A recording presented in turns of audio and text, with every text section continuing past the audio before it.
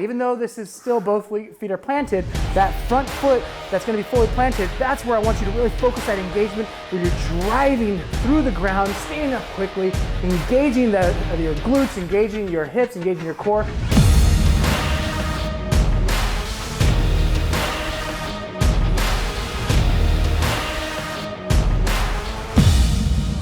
What's going on? This is Marcus Martinez, Master Kettlebell Coach for Living Fit. This is Aaron Guyette.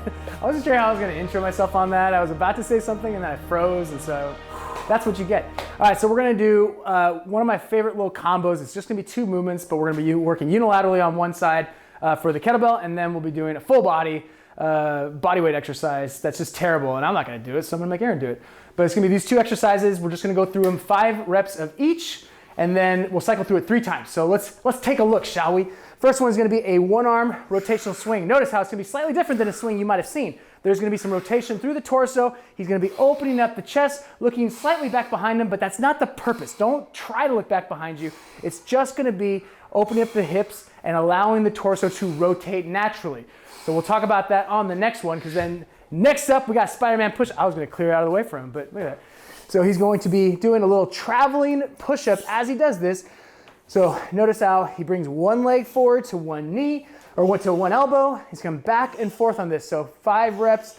We'll make it 6, 3 on each side just to make it simple, but a fantastic exercise to challenge yourself if you are just kind of bored with push-ups, because I know I am. So we're gonna go right back into it, one-arm rotational swing, and I love adding rotation into kettlebells and into training because life happens in rotation. So we wanna be able to train this in order to be able to create more power. Rotational forces just are able to create more power, more force.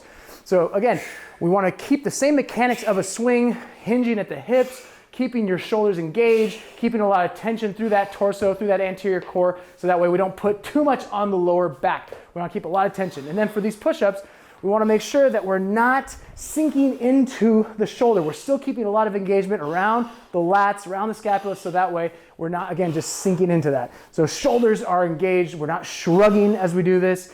Trying to get as low as you can. If this is too difficult for you, suck it up, no, I'm just kidding. You can make it an easier version. You don't have to do that. You can do a plank to push-up or a walking push-up. Coach! Last round. Can I stagger? You absolutely can. So we're gonna change this up. We're gonna add a little bit of a stagger. So now we're putting more emphasis on one side. Even though this is still both feet are planted, that front foot that's going to be fully planted, that's where I want you to really focus that engagement where you're driving through the ground, standing up quickly, engaging your glutes, engaging your hips, engaging your core. Keep a lot of tension.